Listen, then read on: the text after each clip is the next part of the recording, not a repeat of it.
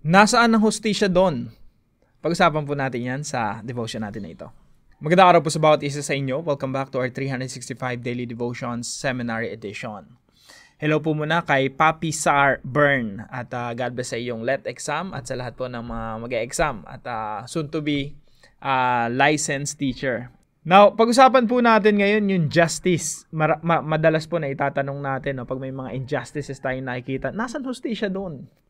Laging yun ang tanong. Actually, mga Bible characters, pag nagbabasa ka ng Bible, makikita mo na yun din yung tanong nila. Nasaan yung justice? Nasaan yung hustisya? Minsan, di mo makita yung justice. Sa Pilipinas, ang bagal gumulong ng hustisya. At pag may mga nakawan, patayan, may babaeng bata na ginahasa, tapos hindi malaman kung nasa yung gumawa ng krimen, tinapon na lang kung saan. Yun ang tanong, nasa yung hustisya? Pero alam niyo po sa Biblia, sinasabi po ng banal na kasulatan na may hustisya ang Diyos. Na yung hustisya ng Diyos, hindi kayang takasan ni numan. Now, justice, also known as God's righteousness, is His perfect moral character expressed in action. It means that God always does what is right, fair, and consistent with His holy nature. He upholds moral order, punishes evil, and rewards obedience. God's justice assures us that no wrong escapes His sight and that He will bring all things into account. In Jesus, God's justice and mercy meet. He paid for sin so we could be forgiven without compromising divine righteousness. Justice is not just what God does. It is who He is. Paganda po nung konsepto ng justice sa Bible. Siguro isa ito sa pinakamalapit na katotohanan na concept na katuruan sa Bible na malapit sa puso ko, yung konsepto ng justice. Kasi gusto ko ng hustisya dito sa mundo. Pero salamat kasi may hustisya ang Diyos at walang makakalusot sa hustisya ng Diyos. Sabi po sa Psalm chapter 89 verse 14, "Righteousness and justice are the foundation of your throne. Steadfast love and faithfulness go before you. Ang kaharian mo ay makatarungan, saligang matuwid ang pinagtayuan, wagas na pag-ibig at ang katapatan, ang pamamahala mong ginagampanan." So sinasabi po sa verse na ito na yung kaharian ng Diyos ay itinayo, nakatindig sa righteousness, kabanalan, at hustisya and justice. So yung kaharian ng Diyos makatarungan. Alam niyo po, sabi sa Bible na yung kaharian ng Diyos, yan yung mamamayagpag dito sa mundo. Sasakupin ng kaharian ng Diyos ang mga kaharian ng lupa. Sa makatuwid, yung hustisya ng Diyos ang mananaig dito sa mundo. Kaya may pag-asa po ang bansang Pilipinas, may pag-asa lahat ng mga bansa. So ito po yung katuruan natin ngayong araw. God's justice prevails over injustices. Kahit may nakikita tayong korupsyon, alam niyo po dito sa Pilipinas, napakalaki na ng development. Kahit makikita niyo, ang daming talagang pinagpupugaran ng mga korap yung ating gobyerno. Hindi lang gobyerno, pati mga businesses at marami pang iba. No? Nakikita natin yung injustices. Pero ang laki na ng development ng bansa natin. Kung ikukumpara po natin sa ibang bansa, na dito ang mahirap nang maging korap. Nahihirapan na yung mga kapulisan maging korap. Nahihirapan na yung mga politiko maging korap. Pero alam niyo po sa ibang bansa, normal. Lalo na yung mga mahirap na bansa na ayoko nang banggitin, no? Kung anong mga bansa yon. Pero may mga personal ako, mga kaibigan talaga na kinikwento nila sa akin, grabe yung corruption sa bansa. Kaya grabing hirap yung bansa nila.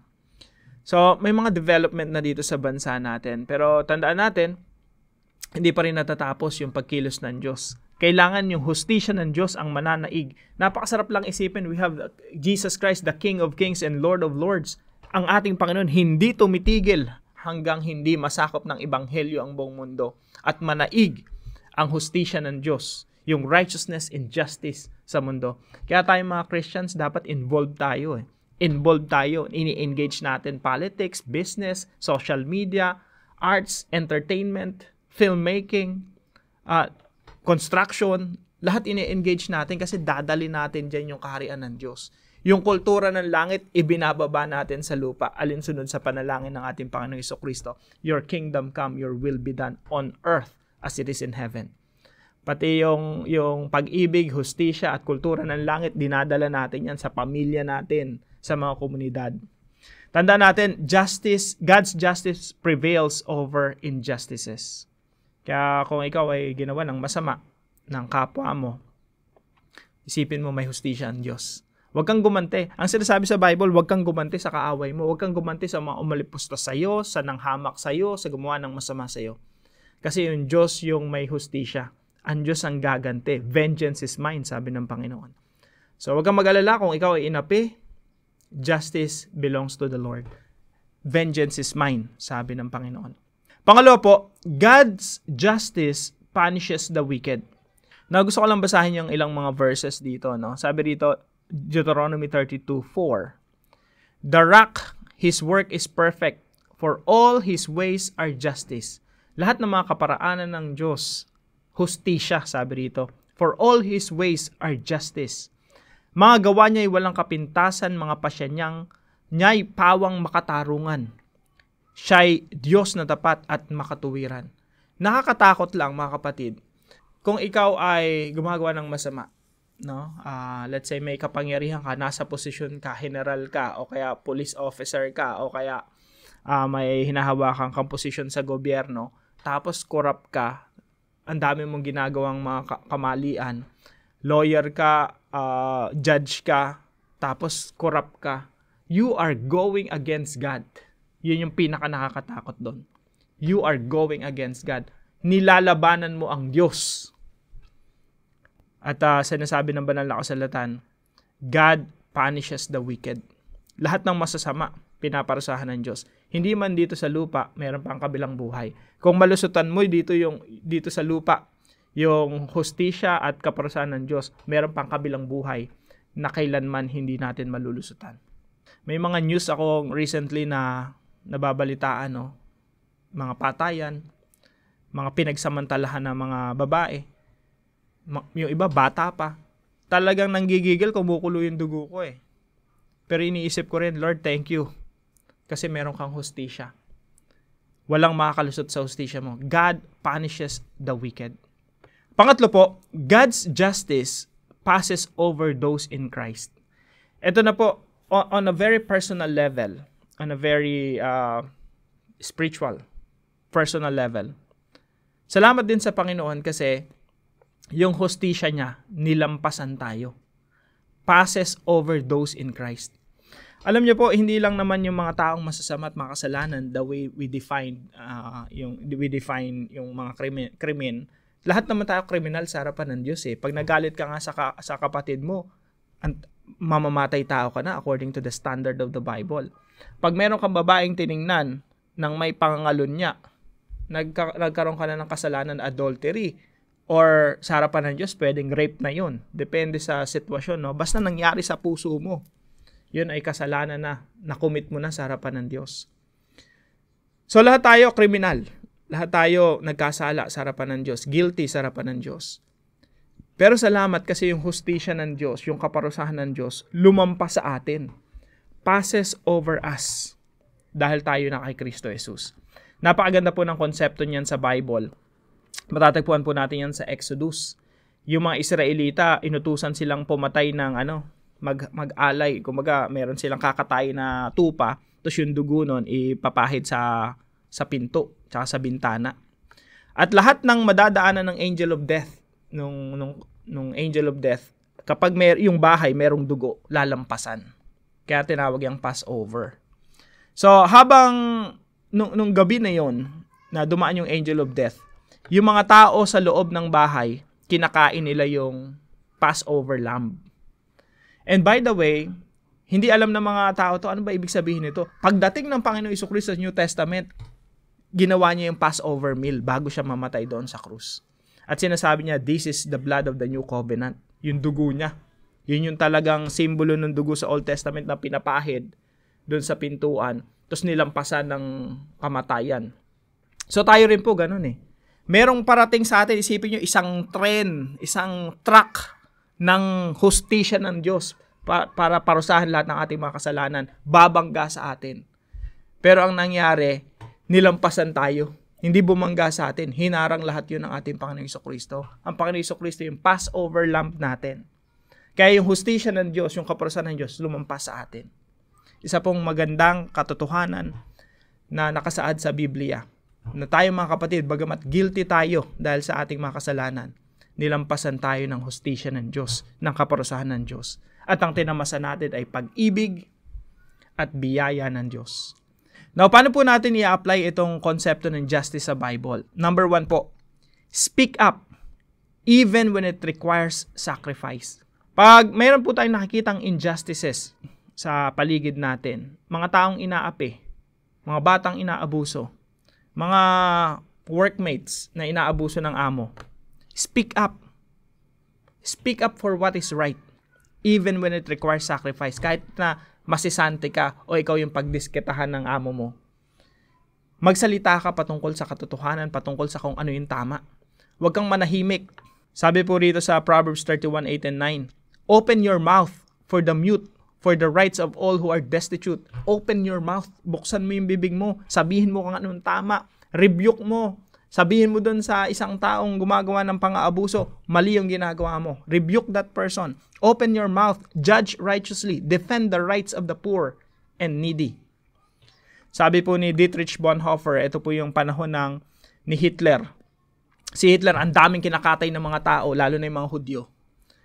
Noong mga panahon na to, maraming mga bishops and pastors kumampi na kay Hitler, silent, hindi nagsasalita.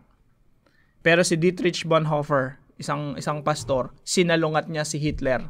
And sabi niya, silence in the face of evil is itself evil. God will not hold us guiltless. Not to speak is to speak. Not to act is to act.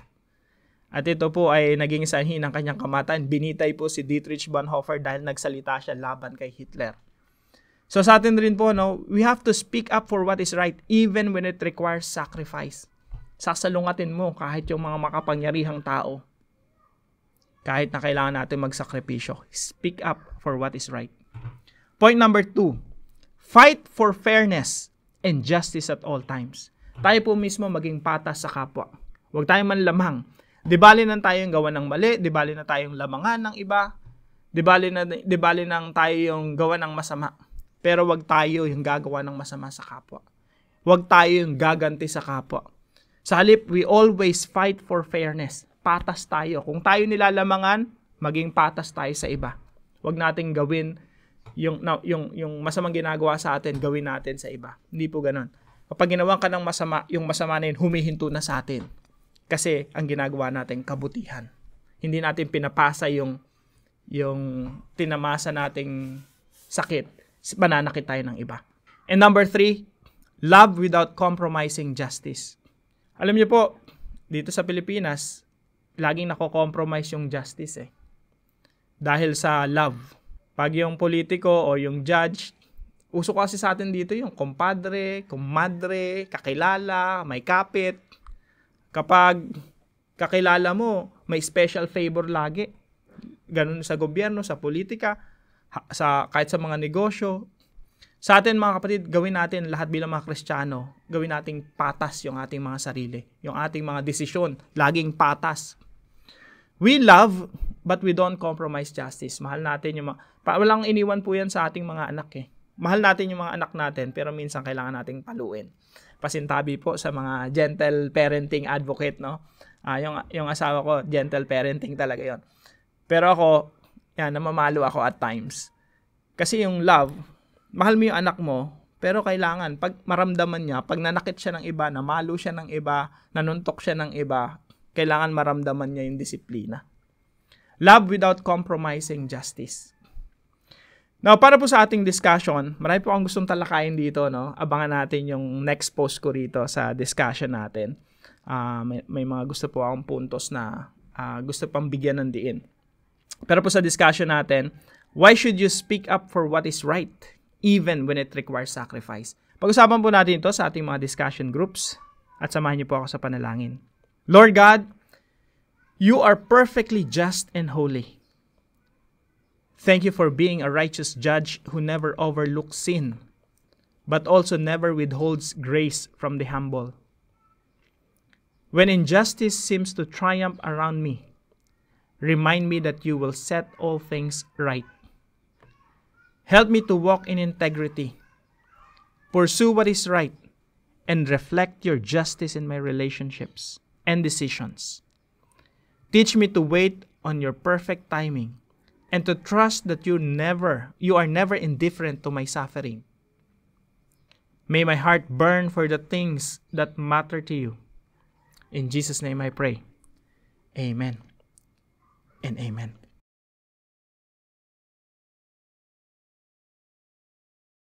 Maraming salamat po sa bawat isa sa inyo na nakasubaybay po dito sa ating channel. Kung may natututunan po kayo sa devotion natin, ipalam nyo lang po sa comment section right below this video. And please don't forget to share this devotion to your family and friends. God bless you po. See you po tomorrow 5 a.m. dito po sa ating Daily Devotions.